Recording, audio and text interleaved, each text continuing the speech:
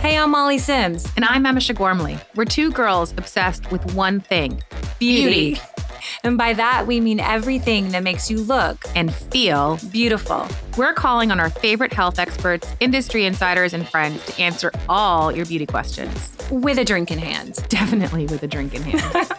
You're listening to Lipstick on the Rim with Molly Sims.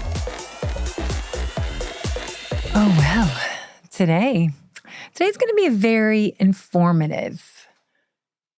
It's going to be, something that Emese and I have really wanted to talk about.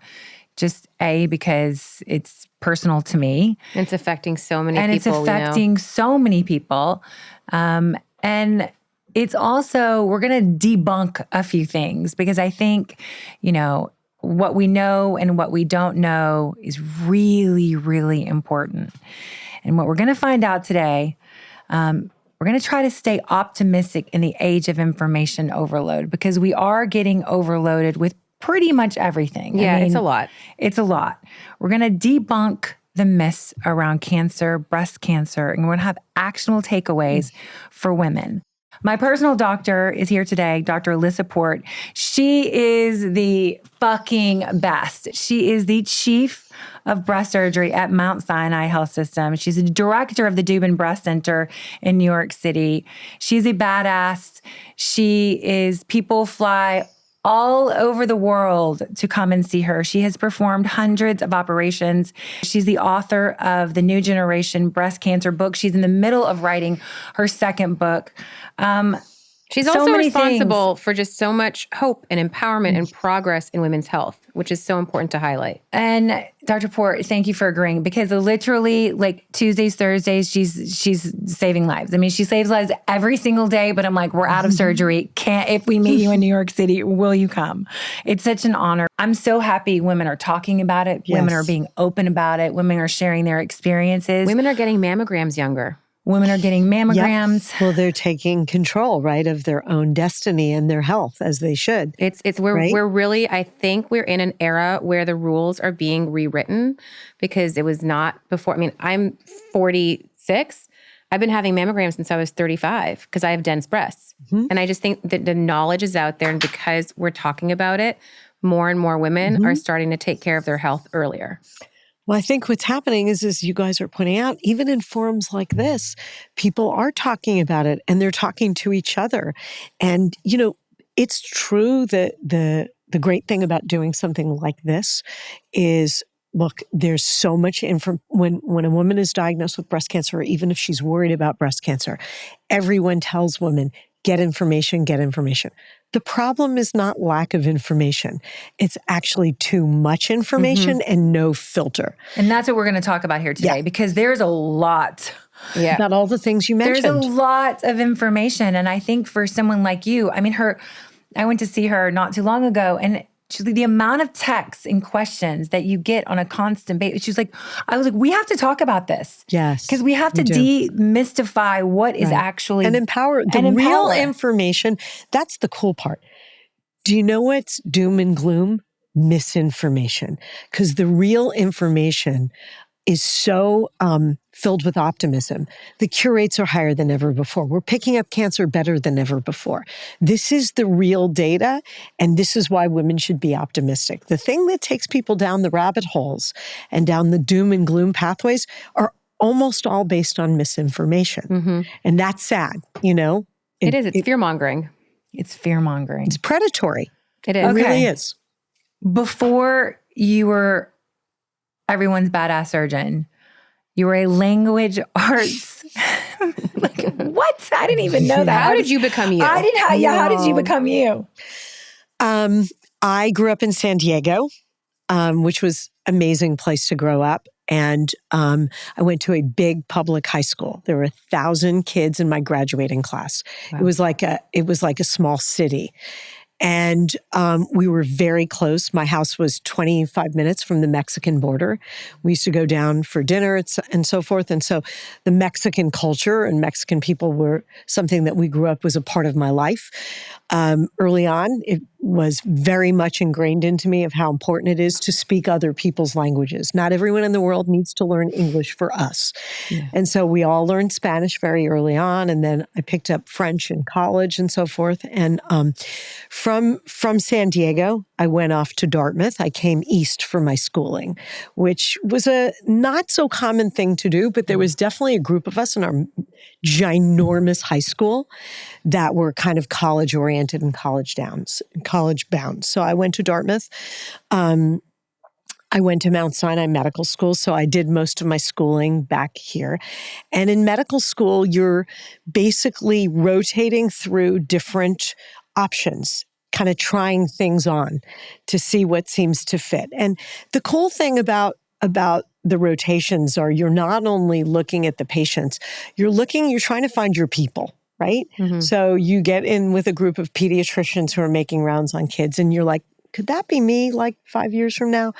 OBGYN, the same thing, psychiatry, internal medicine. And for me, the surgeons were my people. And it was just, I would be in the floor. No, I mean, I would be in the hospital. It was, and that's what makes things so interesting and different, right? It's not for everyone, but to me, this was the field where you could have the most impact, do the most good. You're physically doing the good. Exactly. And by the way, that's a really good point. Like, what other fields left, forget about medicine, on the planet are there that are not, that where you're working with both your hands and your brain? Yeah. Okay? Most of the people who go to college and go to graduate school are sitting at a computer 24 hours a day doing this sort of thing, right? So I always said, if I couldn't be a doctor, if I couldn't be a surgeon, I wouldn't be another kind of doctor. I'd be like an electrician or a plumber or something that was manually. Tactical. Yeah, manually. I love fixing things. I loved all of that stuff. And so you learn very early on also, it's fine if you like it. You have to be able to do it. You have to be good at it. And people who show kind of an acumen for that are kind of encouraged to go that route. So it was first surgery, and then when I was out in Los Angeles at Cedars-Sinai working for a couple of years, I bonded with a really big cancer surgeon there who I just couldn't get enough of the kind of work he was doing. Who was it? It was a guy named Alan Silberman, who was an incredible mentor. He's still there at Cedars. I run into him at meetings. He's amazing. And he had a huge impact on me. It was in cancer, what it was is like, remember, when you're training in surgery, you're doing trauma and you're doing appendixes and you're doing gallbladders and you're doing cancer. Cancer was the only field where you developed long-term relationships with your patients, right? Mm-hmm. So if a trauma patient comes in with a gunshot wound to the abdomen, you're going to fix that guy. You're never going to see him again, right? Same with you take out someone's appendix. You're not seeing that person every 6 months for their mammogram or whatever. So the cancer part was really cool because I saw how he was developing these relationships with patients. And then from then on, I did a couple years of research in breast cancer, and I learned that I loved the science of breast cancer. And also, to your point, in the, mid-90s, early 90s, things in breast cancer were going like this in terms of treatment options, survival, improvements. And I was like, I want to get on that train. And I love taking care of women. So, these are the things that sort of you pick up along the way. And I think the point is that you don't have to be like that science nerd in 4th grade to be a doctor later on. I did take 2 years off between college and medical school, and I had some very wacky jobs. I didn't think, I did a lot of really wacky things. And I was I thought I was going to do something with the languages. I spoke Spanish when I graduated. I spoke French. I spoke Hebrew. I spoke English. I was like, someone's going to want me. Yeah. Someone's going to want me for my languages. The CIA or, investment You would be banking. an awesome You would be CIA an agent. awesome- Let's just My be- husband would say differently. He's like, she can't keep a secret. Don't hire her. No, but there are so many things you could do with languages. Yeah. And I thought that's what I was going to do. And then I realized, there's not a lot of things you can do with that were meaningful to me. And then, I thought about going back to medical school, and I did that 2 years later. And the most important message, I think, is you don't have to be a doctor or to be a scientist for young men, for no young women. It's an amazing career where you can help people every single day and change people's lives every single day. And if that appeals to you, you don't have to be, a physics genius at 6 years old. You can develop these skills along the way. And if you're motivated, you can do well. Do you remember your first surgery? Do you remember that first life-saving surgery that you did? I mean, that I did myself. That you were the lead on it. Yes, where you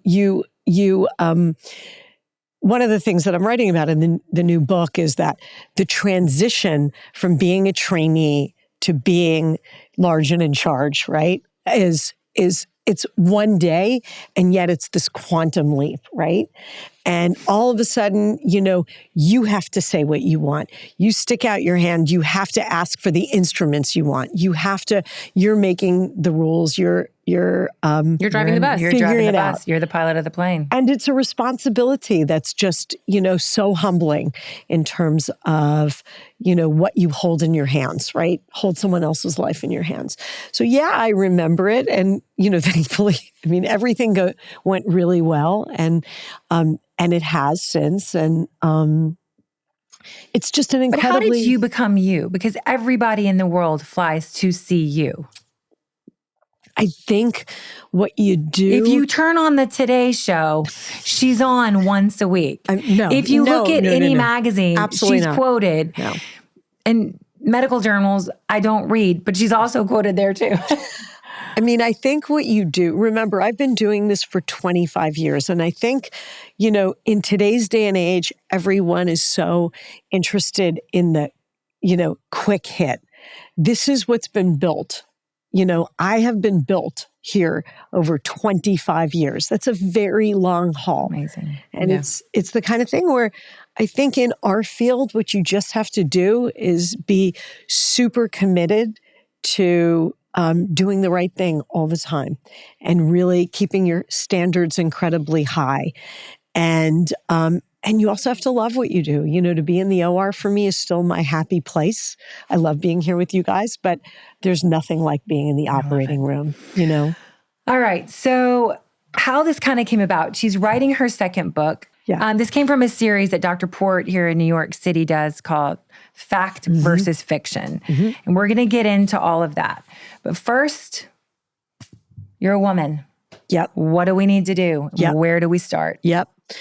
The first thing that I would say is I think we got to get away from it. And to your guys' point about talking amongst ourselves, which is so empowering in some ways, as long as we stay away from the misinformation, which people also feed each other. The most important thing is don't listen to people saying, don't examine yourself, you're too anxious, women are histrionic, they overreact. Don't listen to that, okay?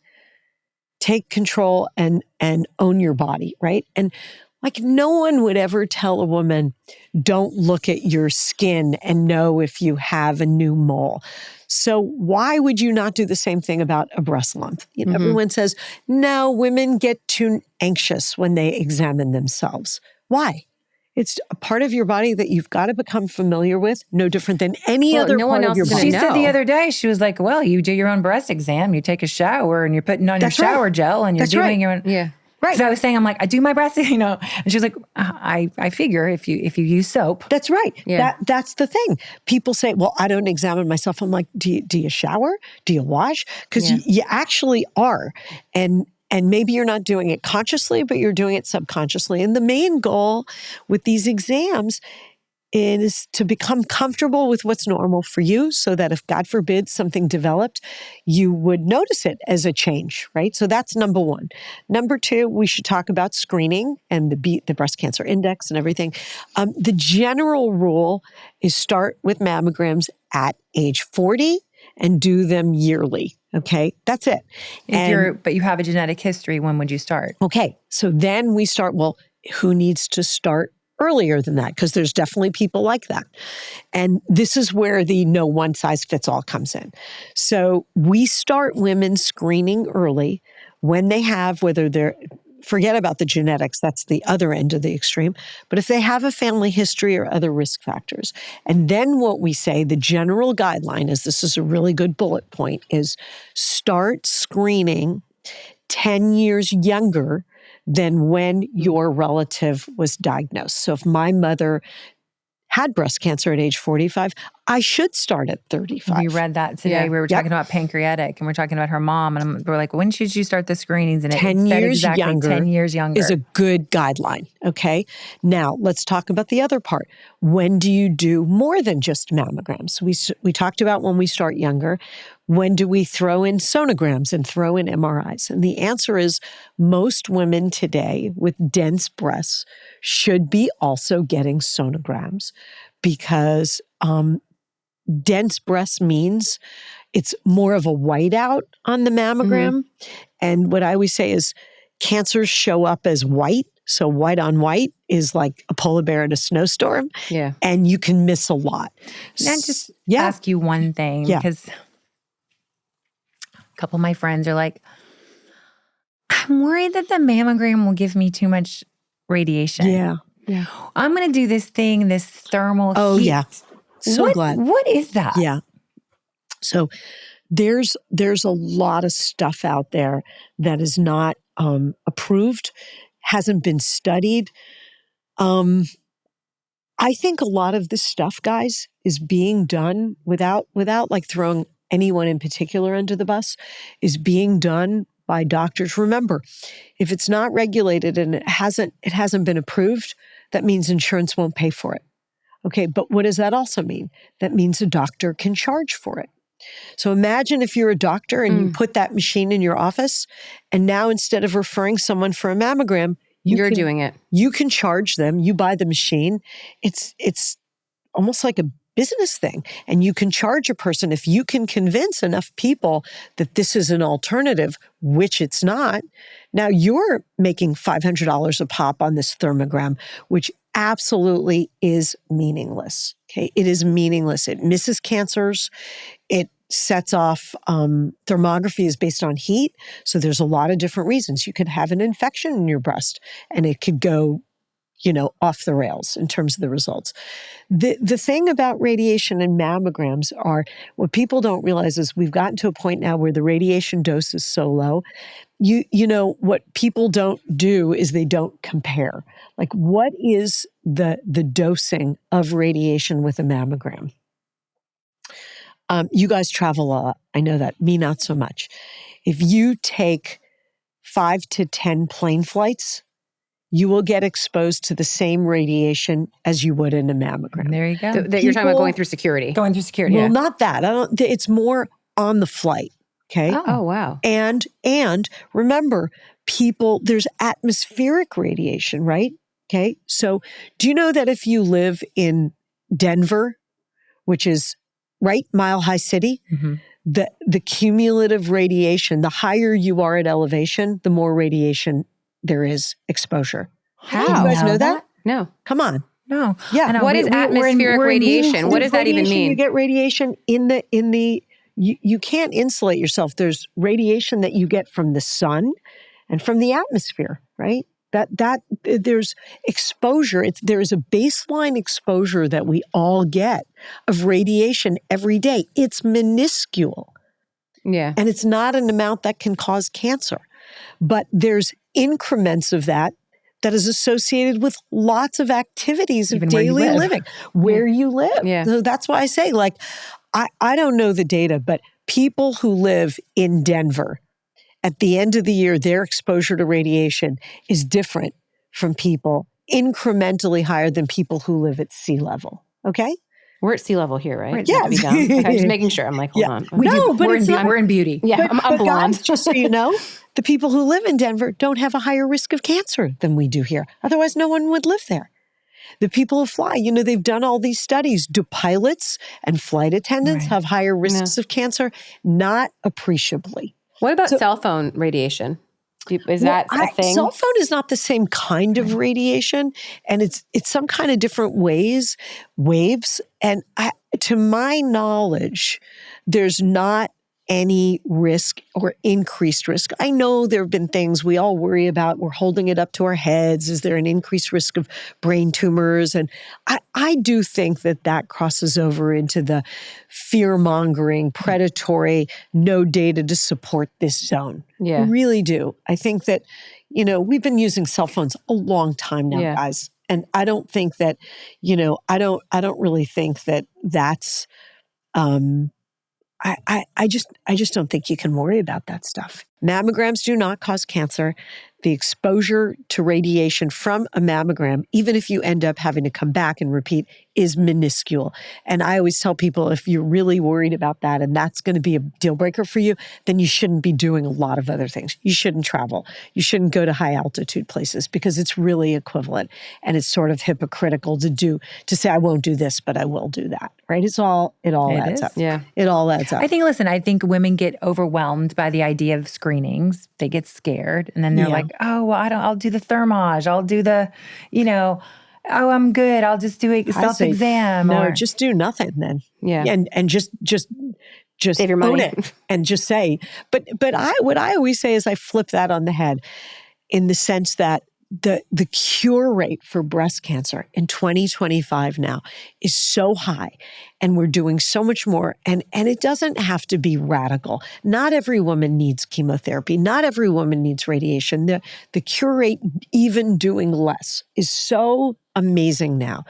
Don't be afraid of getting this scan. Be afraid of not getting it. We have patients who come in immediately in the aftermath of COVID when no one was getting screened.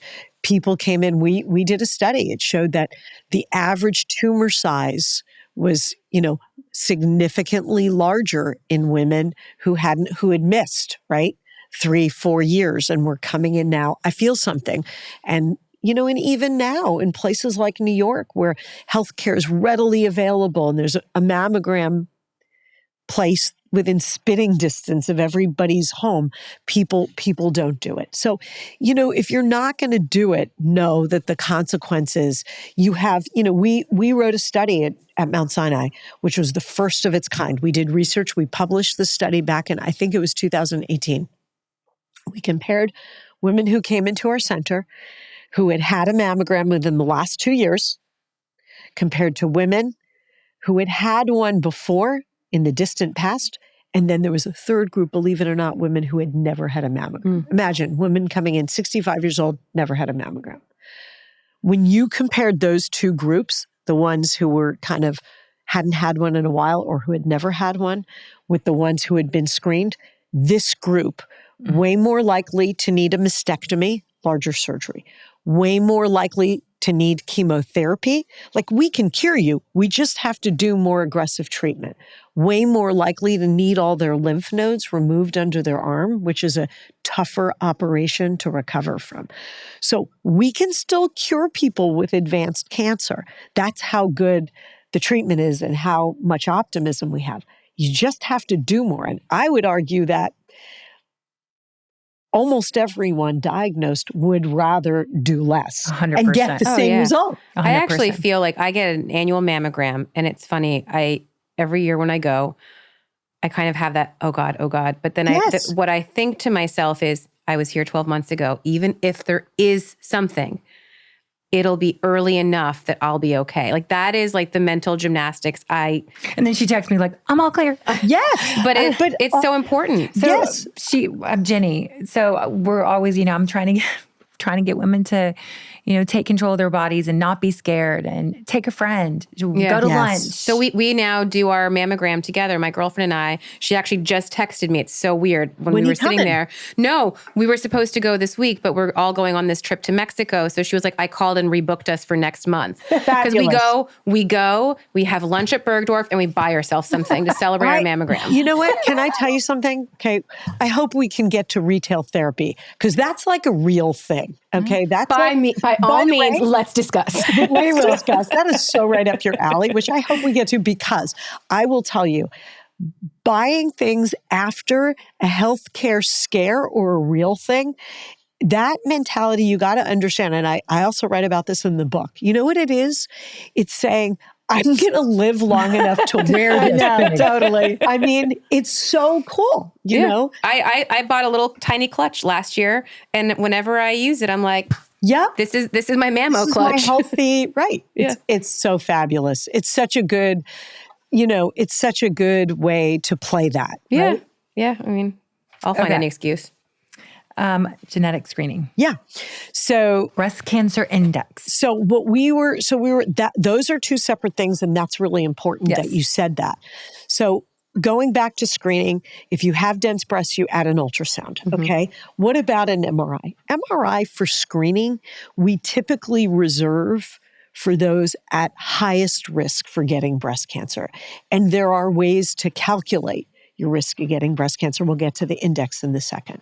But you first asked about genetics, and that's important to know. Genetic testing, which is something I did talk a lot last summer with Jill Martin about on the Today Show, who did just unbelievable, just blew it out of the water in terms of educating people on genetics and who should be tested. The answer is there is, if you have a family history of breast cancer or ovarian cancer or pancreatic cancer or prostate cancer, there are these genes that you can get passed down through either your mother or your father. And that was a big thing that Jill really, really exposed. To paraphrase, her mother had breast cancer, her grandmother had breast cancer. She knew she was at higher risk because of them. But on one side of the family. On one side of the family. The mother got tested and tested negative, so she thought she was off the hook for the gene. And then she had breast cancer. Yeah. Right. So, of course, it's coming from there if she has it. Her father gets tested. She gets tested and she has the gene this is before she came to see me. A very astute doctor said, you should get tested anyway. Lo and behold, she has the gene, and it turns out it comes from her father. So that was her, it comes from one side of the family. Yeah. Everybody always thinks it's the mom. Or it can come from both. Right. But the problem, to your point, with the father's side is imagine if your father has no sisters, okay? And imagine you're an only child. So you turn around. Okay, so you turn around and say to yourself, I don't have a family history of breast cancer, but how can you have a family history with one side has no women? Okay? Yeah. So my dad had one brother, right? They were two on the dad's side, 5 brothers. I realized in my family, I was the first female on that bloodline of 4 generations. So you better believe I was sweating it out when I got tested, which thank God I was negative. But that's how this stuff happens. And that's not BRCA. Yes. It is BRCA. Pay attention. Genetic So there's a bunch of BRCA1, BRCA2, there's a lot of different genetics. And there's other genes too. CHEK2. I just saw a woman in the office today who's CHEK2 What's positive. CHEK2? That's another gene that has a lower risk of breast cancer, but it's still important. Higher risk should be screened at higher risk. The important thing to get back to genetics is pay attention to your family history on both sides. Do a deep dive. And if there's any doubt, or you're adopted. What do you do if you're adopted? Get tested for these genes, because finding out that you have one of these genes is incredibly empowering. Knowledge is power. Mm-hmm. And, one of the things that Jill and I said on the Today Show is no one comes to your house and says, you got to remove your breasts. You got to do this. There is really effective screening for BRCA. No one makes anybody do anything, okay? And the screening we have for breast cancer in BRCA and in other high-risk situations is very effective. We do mammograms once a year, and we add MRIs. So we do that in all our gene mutation carriers starting at age 25. And when should you start the genetic testing? 25? I think it depends. I don't think people should be, I'm not a big believer in getting tested before 25 because you wouldn't start screening anyway. Okay. And I say let kids be kids, right? But I have had a lot of people come into my office who've, taken control. If you're ready at 21, 22, that's your prerogative, right? Yeah. Have I had people test their kids at ages when I didn't think they were ready. It's hard, and there's no one size fits all. People know their kids, and kids, adult children know themselves, and it's their prerogative to decide when they feel that they're ready to get tested. We try not to operate or do anything really extreme before the age of 25, because that's really when the risk picks up. So for the genetic people, we start MRI at 25, and then we add mammograms at 30. And explain how easy it is to genetic test and how expensive it is. Let's debunk in today's this. day and age, so it is important to know, again, the risk, the red flags are, right? Family history of pancreatic cancer, family history of prostate cancer, family history of breast cancer, family history of ovarian cancer, especially if you are of European Jewish descent. Okay, that's called Ashkenazi Jewish descent, because the gene is 10 times higher in that population. The genetic testing that we do, we no longer usually test even for just BRCA1 and 2. Those are two genes that if you have a mutation in them, you are at higher risk or predisposed to getting that panel of cancers. Do you have a specific one that you like? I did the Ambry. Yeah, I'm not getting paid, by the way. I think there are a lot of different ones. But it's a swab or a blood? It's either a spit test or a blood test. And it can be done through a primary care doctor's office. It can be done through a GYN's office. You don't have to necessarily in 2025 even go to a breast specialist. What I think is interesting, though, if you do that, and this is the big thing, you have to know that you're ready for the results. And in a perfect world, the way the testing would be done is if you have what's called genetic counseling first, where they go through your family history and they tell you what you're at risk for, and they can send either, add genes on or not. What if you have one person with breast cancer, but 3 other people had colon cancer? Those are different genes, right? So there's a lot of different options for testing, mixing and matching which genes you test for. The problem is there's so few genetic counselors in this country, you don't want to create that bottleneck where you say everyone should have genetic counseling. So what we typically do in our practice is we test, and then if someone has a positive result on the back end, that's when you have the counseling to make sure you know everything that you need to be doing. So that's a screening part. So if you test positive for the gene, you now have information. Yes. Are you at the highest risk now for getting breast cancer over your lifetime? Your risk of getting it is somewhere between 60 and 90%. And more importantly, your risk for, to your point, Emese, getting it earlier. So you got to start your screening earlier, right? Mm-hmm. If you start screening mammograms because you think you're in the general population at 40, and that could be too late in the BRCA population. Right.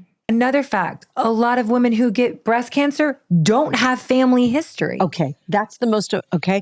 So when women turn around, let's just go back to the screening. When women turn around and say, I don't need a mammogram, I'm not at risk, I have no family history, that's the biggest myth. That's probably the biggest myth we could debunk today. Yeah.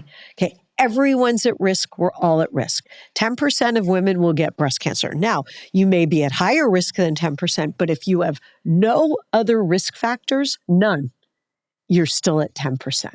Okay? So if you have a family history, if my mother got breast cancer, depending on the age, that might now bump my risk up to 15% or 20%. Guess what else gives you a higher risk? Having babies young puts you at the lowest risk. Having babies older, slightly higher risk. Not having babies at all, highest risk in that. But here's the thing. If you are, your risk is 10%, maybe having babies older, your risk is now 11%. Right. Okay. And not having babies at all, it's 12%. It's not 30%. Yeah. Okay. You cannot make your risk go to 30% just by not having a baby. Okay. Other factors. If you had a mammogram and you have a biopsy and it's not cancer, but it shows these funky looking cells. We say, oh God, that we call them atypical cells. Is that DCIS? No, that's actual cancer. Okay. Okay. But before that, there's a step before that called atypical cells. And if you have atypical cells, we turn around and say, oh, now you're at a little bit higher risk of getting breast cancer in the future. Why? Because your breast cells have shown us they can make these changes. They have that potential. So maybe now your risk is 15% or 20%. It's still not 30 or 40%. And atypical cells are not cysts, are they? No. So what's the difference? A cyst is totally different. It's when you might feel a lump or they see on an ultrasound. It's a fluid-filled sac. It's absolutely no risk for breast cancer. It doesn't turn into breast cancer. It's something that we are very comfortable ignoring as long as we know it's a cyst. The big danger, Emese, is someone says, oh, I feel a lump. I'm sure it's just a cyst. Okay. That can only be determined by having a sonogram and saying, oh, it's filled with fluid. It's not solid.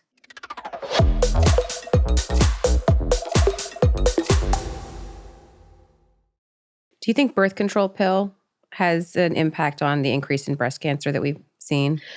I think it's a small factor. We do have data that long-term birth control use, because it's hormonal, can increase again by a small percentage point. Okay. But again, like they did this study in Denmark and they tracked like millions of women, and 5 years of birth control pills is a little bit higher risk than none, and 10 years is higher than 5 years and so forth. So yes, the longer you take them. But again, I think in like hundreds of thousands of women, there was an extra 100 cases of people who took more. And you know what? Guess what birth control pills also do? Decrease the risk of ovarian cancer. Decrease the risk of some other cancers. So, which is the lesser of two evils? Ovarian cancer is far more lethal, and there's very little treatment and very little screening. And so I think, again, on a case-by-case basis, like if you're that person that every person in your family has developed breast cancer, you might not want, maybe for you, you don't want any added risk. But for the average woman, why not? It's very, very small. So, Fact or fiction? Sugar feeds cancer.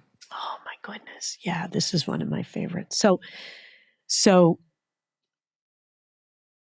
here's what we know are the only two lifestyle dietary factors that increase the risk of breast cancer. Proven, we know. One of them we've talked about and we just don't want to talk about, but we will. Okay. Alcohol. Hello. So the first one is weight. Okay. Being overweight or obese. And guess what percentage of our country now is overweight or obese in the adult population? I'm going to guess 60%. It's about 30 to 40. Okay. It's 30 to 40%. Are overweight or obese. Guess what percentage, okay, we talk about is breast cancer increasing in younger women.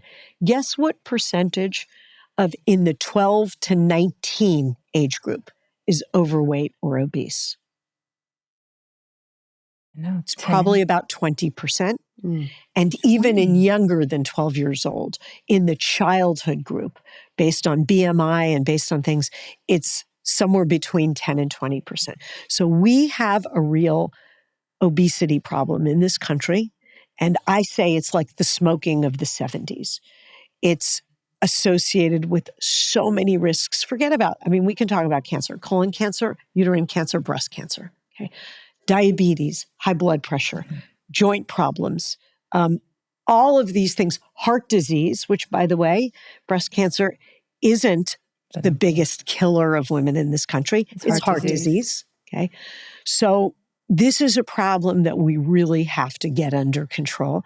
We can talk about the medications now, which I think are incredibly effective and are going to be. So here's my question. GLP-1 medications, Ozempic. Yep. What's the Manjaro, Zepbound, all of those. We'll get to those. So obesity is the number one risk factor lifestyle. The second is alcohol. Okay. We have recent new studies. It's been in the news a lot recently. We used to say alcohol in moderation, 3 to 5 a week, really doesn't increase your risk much, okay? Now we know is that it's a dose response effect.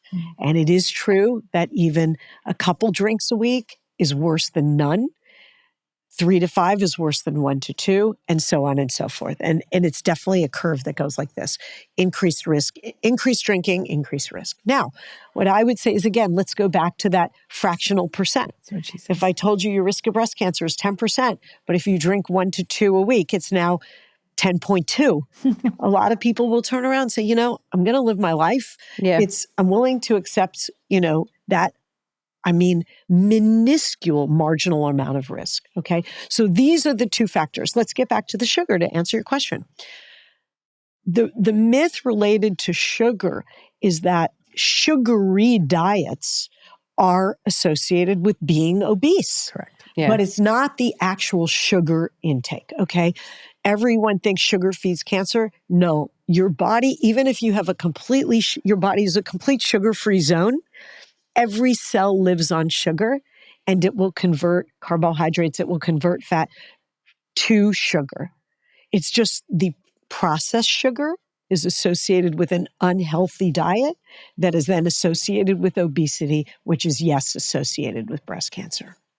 And by the way, remember, like all the sugary drinks and all the processed foods and things like that, there's no nutritional value, right? So I think the biggest problems in this country are things like sodas and punches and even juices, right?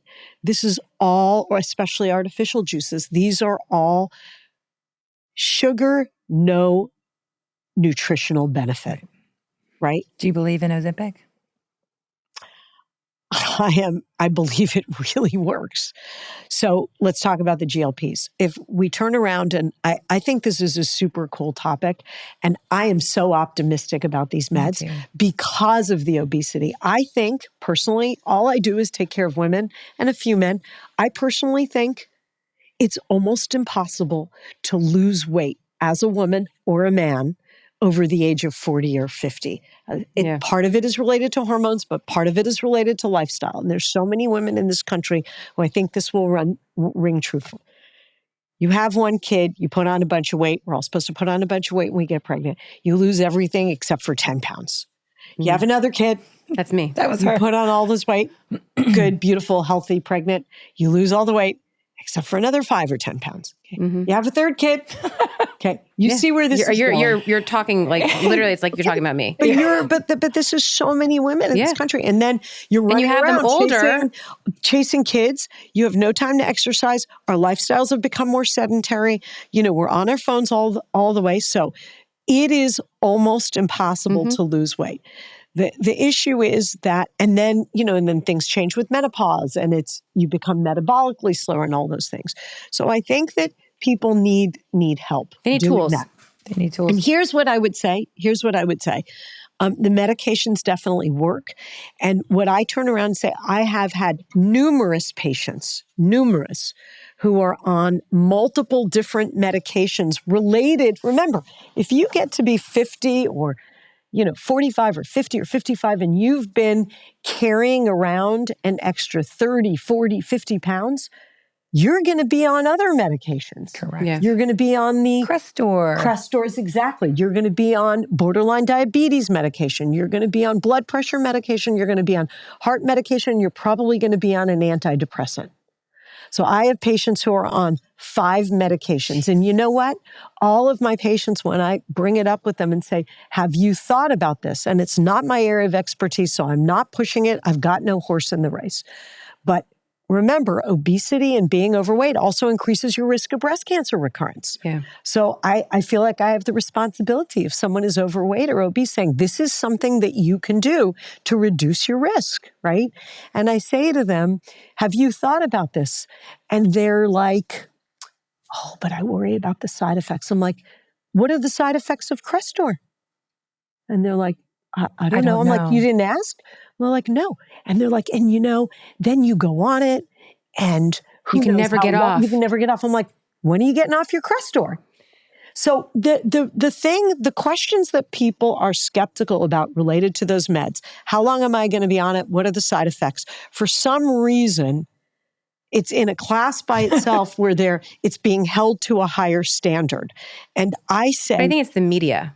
For sure, but it's also people and skepticism. And they turn around and say, this is something that I'm going to be super critical and careful about. But what I turn around and say is, if you can take this medication and get off these 5, it's a win. Isn't that a good trade?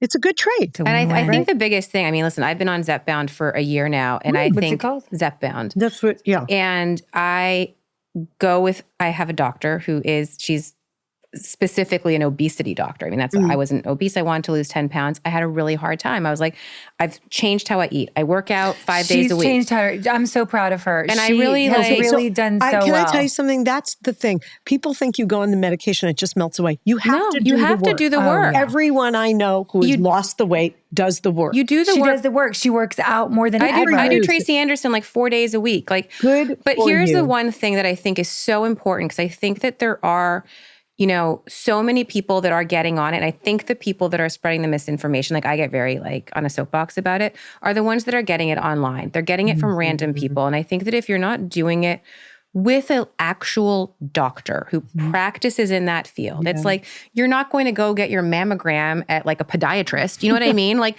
that's my point. A great point. You have to go to who studied it, who knows what's going on, and we check in. Right? And she supervises. She makes me do my labs every 3 months. We have appointments every 3 months, and she looks. She's like, "How much do you weigh right now?" And but honestly, it's important. If you're going to do that, get it on. I didn't even know that the legitimate stuff is available. I think when you go that route, that's the whole who even knows what you're getting conversation. You don't even know if it's actually the real stuff. Usually that, I get it. The one thing that's really, really bad is we've got to open this up where cost is not a barrier. I know. Because the cost to the healthcare system of obesity, the joint replacements, the medications that they're taking, it's the downstream effects of obesity to this healthcare system, to the individual, are billions of dollars. But I think that's a misconception, because I will not the cost of it, but my point is, I have it covered by insurance. And I think when you go the legitimate route and you're going to a real doctor who is prescribing it, again, I wasn't trying to lose 100 pounds, even 50 pounds. I lost 10. But I've been on it. I've stayed on it. It's mentally, it's got so many wonderful side effects. But because I'm doing it the right way, it costs me, I think I paid $150 for a 3-month supply. Right. It's not, but the people that are doing it online are spending $1,000 a month. And not only that, they're spending far more, Emese, on things like unverified supplements and all these other things. Oh, I know. And the thing is, I think you brought up a really good point. You just said something like, it's got all these side effects. I would flip the argument of, we don't know what the side effects are bad, and say, do you know that there's some evidence? Addiction? That's right. You drink less. There's some evidence that it has these besides the weight loss, positive effects. Addiction, and cardiac maybe, or something. How about the brain? One of the things that people, I was talking with an Alzheimer's disease specialist the other day. He goes, the data isn't there yet, so we don't want to talk about it like it's a real thing. But one of the things we know is that inflammation in the body, we all know about inflammation, right? Give it to me. Celebrex is my best friend, right? The anti-inflammatory inflammation can cause a lot of bad things. It can cause plaque disease in the arteries. It can cause cancer. Okay, we think it can be attributed. It can cause Alzheimer's, Parkinson's, things like that. Do you know where a lot of the inflammatory generators are? They live in fat stores. Okay, so people think that's one of the myths. Okay, people think fat stores are like these passive blobs that sit on your body, like they're just along for the ride. That's not true. Fat cells and fat stores produce things that then get released to your blood, into your bloodstream. Some of it, what's the connection with breast cancer? Fat stores in postmenopausal women is one of the biggest suppliers of estrogen. Okay, so that's the obesity, fat breast after cancer. with menopause. Don't even talk No, but about I'm just that. saying, Oh, like God. you. She wears a bikini still. No, but I'm just saying, like I'm aware. you gain weight. And well, she should. Yeah, exactly. I'm hold on, talking wait. about fat stores, but the other thing that fat stores produce are these inflammatory agents. Okay, so what a lot of people are saying is by reducing the pro-inflammatory stuff, by reducing the fat stores, you may be having effects maybe as far widespread as the brain and Alzheimer's and things like that by reducing the inflammatory circulators in your body. I believe it. Who knows? Big Mama died of vascular dementia. Yeah. I mean, okay. Two things. Bras causes cancer. Deodorant causes cancer. Yeah, no. Zero. So underwire bras. Underwire bras, yeah. They absolutely don't. There's no bra that causes cancer. There's nothing really you can wear on the outside that causes cancer on the inside. And the deodorant myth is interesting to talk about how that came to be. I think the deodorant myth was born out of the fact that when we all used to use Right Guard and all those sprays that had aluminum in them, Yeah. here's what used to happen. You'd come in to get your mammogram and little metal speckles would show up. So people started telling women, like, when you get your mammogram, they'd hand you a pad to wipe down your underarms. And so I think someone somewhere got in their brain that it not only obscured something on mammogram, but maybe it causes cancer. But there's no connection. So natural deodorant is not a thing. Don't stink. I say we all sweat so much. God knows you guys would not want to be near me after a long day in the OR. What I would say is use what works. Yeah. All right. Your next book. Yeah. Okay. Tell us. So one thing I'm working on, a lot of people have asked me to update 10 years later, because thank God there's so many new and amazing things out there.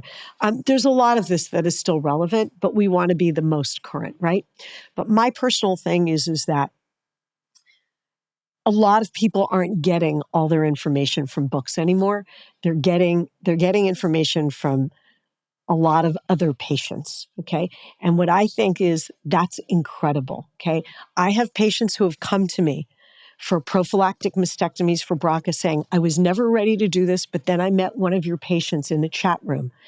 And she agreed to meet me I'll cry if I tell the story, in Starbucks. And we went into the bathroom, a total stranger, and she lifted up her shirt. And I got ready to do my surgery because I saw I can do this, okay? So that is how patients empower each other. Mm-hmm. The problem is and we're going to end where we started, is that when patients talk to each other, there's also kind of a thread of misinformation that can be piled onto that, right? I've had patients come in and tell me, I'm so sad I can't go on my honeymoon before I have surgery with you because I really want to have a couple of drinks. And I was told you can't drink for 3 weeks before surgery. I'm like, well, where did that come from? It's like, yeah, there's this girl in our chat room and she kind of derails the whole thing. Or you're definitely going to lose your nipples if you have a mastectomy. Yeah, all these things. And the thing is that even people who think, two patients who think they have the exact same thing, from my perspective, from the surgeon's perspective, and the care perspective, it can differ in dramatic ways. And I see it all the time because a patient will come into the office and she'll say, I'm here because your friend Jane, my friend Jane Doe was treated by you. I have exactly what she has. And I'm like, well, did she tell the whole story or does she just not realize? Bottom line is the patient experience is super important. And here's what patients do get from each other. They get the experiential part. Here's what it felt like. Here's what I went through with my family. Here's how I talked to all of these things that are so important. From a doctor's perspective, you can't get the medical information from the other patients. That's where a doctor comes in.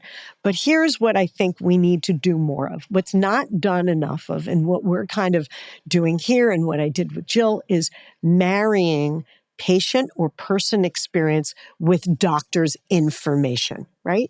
So it's the perfect book. Yeah. Right. So the title of the book and the title of the podcast that's going to go with it is called The Breast Advice: Words of Wisdom from Patients and Their Doctor. And here's the other part of it. The breast advice. The breast advice. It's the best. And here's the thing. Good. The breast. Here's the thing. And part of this is born of the fact that, in decades ago, and you guys know this, the idea of privacy, because the idea of privacy was so important. And for people who want it, it is the most sacred thing, privacy. You tell your story, you don't tell your story, it is your story to tell. Yeah. But in 2025 now, remember that, that meme? 30 years ago, we all kept diaries and we were so pissed off if someone read them, our private thoughts. Nowadays, everyone posts their stories online and people are pissed off if we don't read them and we don't look and we don't comment. So I realized starting about 10 years ago, I have patients who post stories about their care as they're walking out of my office or post pictures from the recovery room or, my patient Sandra Lee did a whole documentary about her whole journey through the process, which was incredibly enlightening to patients. So why not leverage people who want to share and want a platform? Why not leverage that for good and combine it? So that's what we're going to start doing. Is the new book is updating the old book, but through storytelling from patients. You get the best of both worlds. That's right. Because I can tell you, and by the way, how much have I learned from patients in 25 years? I repeat stuff all the time that other patients have shared with me to patients. I'm like, my patient told me this, and this is how she got through it. And the amount of things I've heard and the things I've seen, it's crazy not to share that. It's just a wealth of magnificence that patients have shared. People come from all over the world to see you, to visit you, to get your advice. If you could give, someone has been diagnosed, how do you pick a you? Listen, I really appreciate the accolades, but there are people like me all over the country. But what are the things that you're looking for as a patient with your surgeon? Great question. Here's what I would say. The only way I'm comfortable answering this is saying, surgery is not tennis. It's not golf. It's not me. Surgery is football. Okay. I may be the quarterback, but if I'm an amazing quarterback and I don't have blockers and I don't have receivers, I'm useless. So go to a place and remember, right? We'll all agree a team is only as strong as the weakest link. So if you picked me up, Molly, like what we've built at Mount Sinai it's unbelievable, is unprecedented and extraordinary. Okay. It's everything from mammograms to medical oncologists to radiation to the best plastic surgeons in the world. Thank you to my plastic surgeons. Little shout out to Mark Sultan. To massage to calm people down before their biopsies, to cold capping so women having chemotherapy don't lose their hair. We have it all. We have built what I would say there's absolutely no missing links, okay? But if you picked my body up and put me someplace else in the middle of nowhere with no good breast radiologist and no good breast pathologist and no good oncologist, my patients will not do well. It's not just about me. It's about a team. So when you're looking, your question was the perfect one. Go to a place that approaches this like a team and that the team has no weak links. And there are places like that all over the country. Of course, I'm biased. I think we do it best, but go someplace where they're part of a team.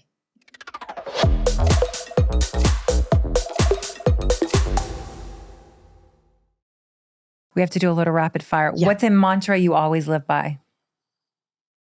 Mantra I always live by. Don't read the internet, Okay. Molly. What? Don't read the internet, Molly. Do not Google. If I catch you Googling, you are going to be in trouble. No, I would say the mantra is do the right thing. We know, do the right thing. When it comes to medical, when it comes to yourself, do the right thing. Everyone is, this whole use your moral compass, listen to your inner voice as long as that's, and do the right thing. By our patients, by your children, by your spouse, by your whoever's in your circle. What's your favorite way to unwind after a long day? She can't say alcohol. not I'm just joking. I'm just joking. Position. Fetal position. I would say I love to work out. I'm really a big exerciser.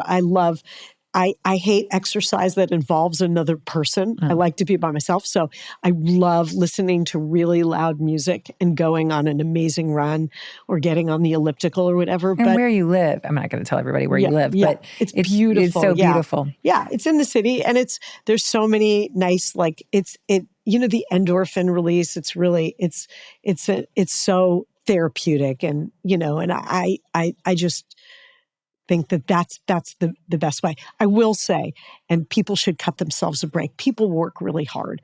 They do 2 jobs and 3 jobs. There are many days where my exercises is what I would say performative. Probably every day I go to work with my gym bag that has my iPods and my change of clothes and my comfy clothes. And there are many days where that bag just gets taken home. Just comes back home. And yes, I end up in fetal position. Most app used on your phone? I mean, I would say Uber. You are in the city. Instagram a lot. I would say I should be banned from online shopping because I have absolutely whatever shows up is absolutely not what it was meant to be. And I mean, I'm surprised many apps haven't banned me because I'm returning all the time. Returning all the time. How do you spend a day off? So it depends on the season, right? So in the summer, it's all about the beach. We go out to Long Island. I do surf out at Ditch Plains in Long Island. She's a a sport you can do by yourself, right? I just, people say to me, why don't you play tennis? I'm like, because I have to talk to other people. Yeah. I do that all day long, right? I'm just like, I just verbally vomit over people all day long. And the weekends, I just want to be in solitude. Kind of, yeah. I mean, we spend time with friends. That's all amazing. We have an amazing circle of friends and people that we spend time with who are in like. And her daughters are badass. My kids are great. They're really awesome. So yeah, it's family time. It's sticking close to home. It's being in nature. We sometimes go up, believe it or not, to Bear Mountain in the winter. We have 2 dogs that I'm obsessed with. The kids are not my son. He doesn't care about my daughters. Like, you post about the dogs more than you do about me. I'm like, what's your point? What time do you wake up and go to sleep? I think sleep, we didn't talk about that, maybe for another time. Sleep to me is the absolute most reparative, restorative thing you can do. It's important. I tell all my patients after surgery, I'm like, a week after surgery, you're going to be pushing yourself to go to the gym. And in the afternoon, you're going to be exhausted. Like, listen to your body. That is your body's way of telling you sleep is when you do your best healing. Yeah. Mentally, physically, whatever you're going through, it's sleep. So I wake up probably around, I'm not really an early bird, believe it or not. And that's why I was like, you're like, how did you get here? Well, I wasn't that early bird person. I get up around 6. I can do it if I have to earlier, but it's 6:30. Yeah. I'm in the OR by 7:30. I get ready really, really quickly. I have very low maintenance, like ponytail, into the OR. She looks like her. I'm super low maintenance too. You what? I'm super low maintenance too. Kidding. Are we joking about that? Yeah, she's joking. She has, no. Try to go to bed around 10, sometimes a little 11. Yeah. If I'm tired, I'll let myself go to bed at like 9:30. I think a good night's sleep. Part of it is I feel a real responsibility. I have to bring my A game every single day. And I feel like that is part of my responsibility to take care of myself. And here's the crazy thing. I'm one of the only doctors. I do not give out my cell phone to patients. And here's how I rationalize it. Not because I care about myself. I care about my patients I'm operating on the next day. If you call me at 2 a.m, because you're nervous or anxious or you're worried about this or that. You need therapy.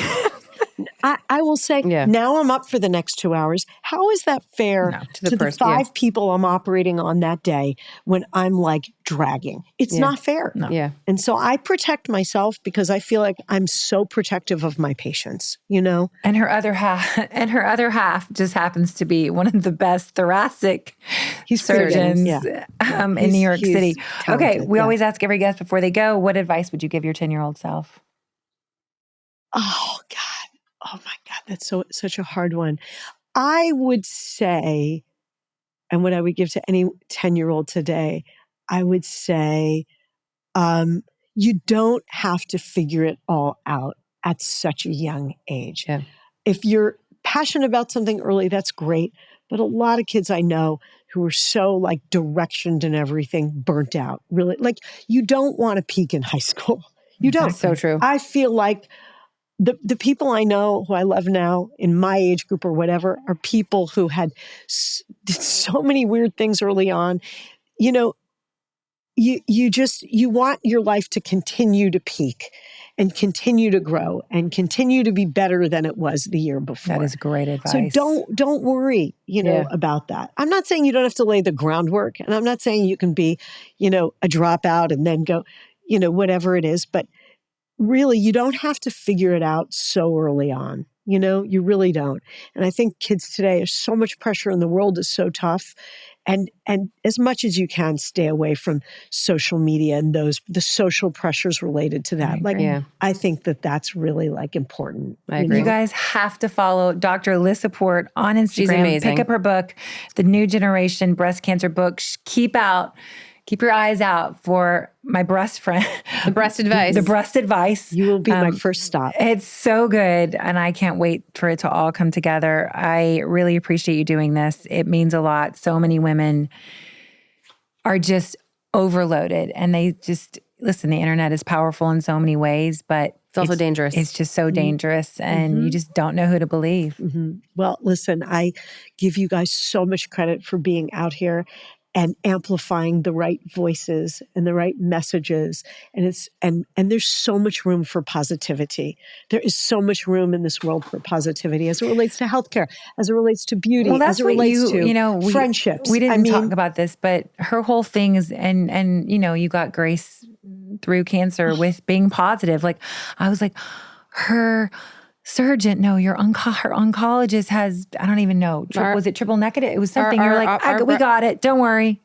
Like, you're so positive. But that's because, you only have two choices, right? The end result is going to be the same. You have no control. And I'm a very, very big believer in not only quantity of life, but quality of life. And I have so many patients who are such worrywarts. Part of the book is a woman who I take care of at 50, and the first words out of her mouth when she comes in to me is, am I going to die? Am I going to die? And I said to her, if you worry about am I going to die every single day from now, when you're 70, you're going to turn around and say, I wish I hadn't spent that last one, because you're going to get there.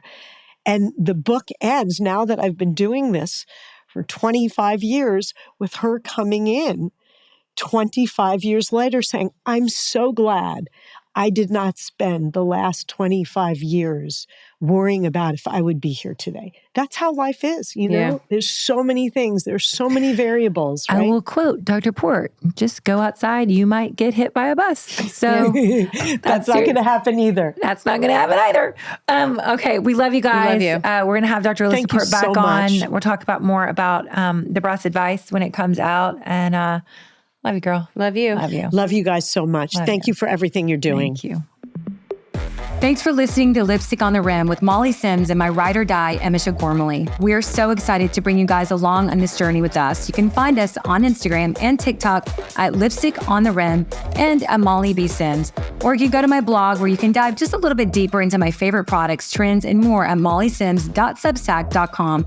And don't forget to check out our video episodes on my YouTube channel, Molly Sims. This podcast is a production with Sony Music. I wanted to give a special thanks to my team, Rosie Cummings, Kenna Ryan, Safin Kevorkian, and everyone at Sony Music.